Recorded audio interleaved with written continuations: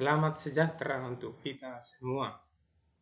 Anak-anak kami, dimanapun berada, saat ini kita masuk ke pertemuan yang ketiga, di mana KD yang 32 menerapkan metode peta minda. Tujuan pembelajaran mampu mengkomunikasikan peta minda, mampu menerapkan peta minda di berbagai bidang. Maka kita masuk ke peta minda. Definisi. Metode pembelajaran visual spesial yang terbentuk ke dalam ilustrasi grafis untuk menunjukkan antara konsep yang satu dengan konsep yang lainnya. Fungsi. 1. Menghemat waktu dalam belajar.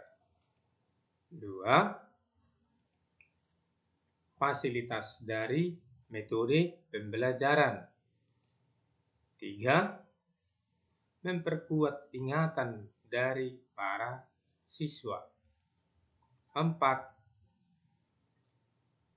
Menginterpretasikan semua pelajaran yang sudah dipelajari. Ditemukan oleh Tony Buzet. Macam-macam peta minda. Yang pertama, bubble map. Yang kedua, double bubble map. Yang ketiga, circle map. Yang keempat, brace map, tree map, flow map, break map. Itulah macam-macam peta minda. Apa itu yang dimaksud dengan bubble map? Yaitu salah satu mind mapping yang umumnya menggunakan kata-kata deskriptif dan penjabaran dari tiap konsep. Apa itu double bubble map? Yaitu sebuah mind mapping yang umumnya digunakan untuk membandingkan beberapa konsep sekaligus. Apa itu circle map? Adalah sebuah mind map yang umumnya menggunakan skema yang berbentuk bulat yang di dalamnya berisi berbagai konteks pengetahuan. Brace map adalah sebuah mind map yang digunakan untuk mempelajari sebuah objek secara fisik yang berupa nama atau deskripsi dari objek tersebut.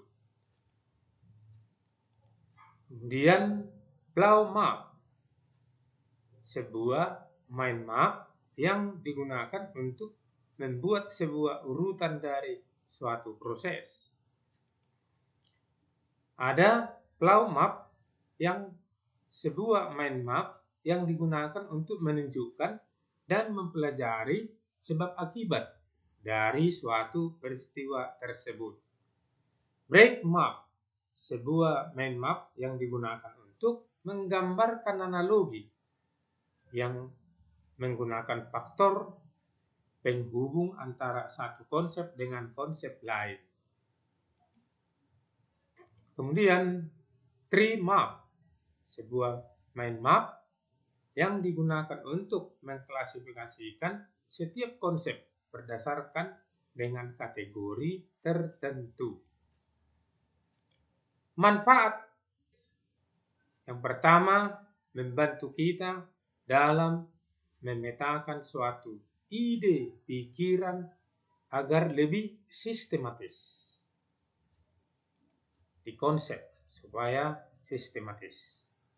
Yang kedua, untuk memvisualisasikan rencana dan juga pikiran kita dengan cara yang lebih baik, untuk membantu kita dalam memetakan suatu ide pikiran agar lebih sistematis, membantu kita agar lebih mudah untuk memahami sesuatu.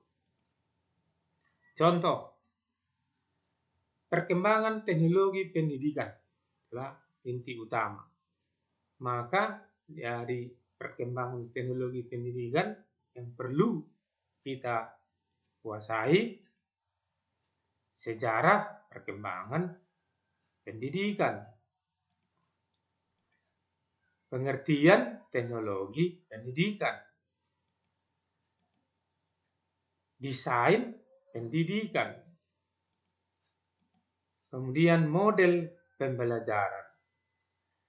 Inilah salah satu contoh Petaminda untuk perkembangan teknologi pendidikan. Bisa kita cari berbagai inti-inti. Contoh lain dari Petaminda atau mind mapping itu mind mapping sekolah. Jadi bisa ditarik kinestetik, ditarik visual, ditarik auditorial, terus sampai ke bagian terkecil-kecil. Inilah merupakan peta konsep yang akan dipelajari. Sekian dan terima kasih.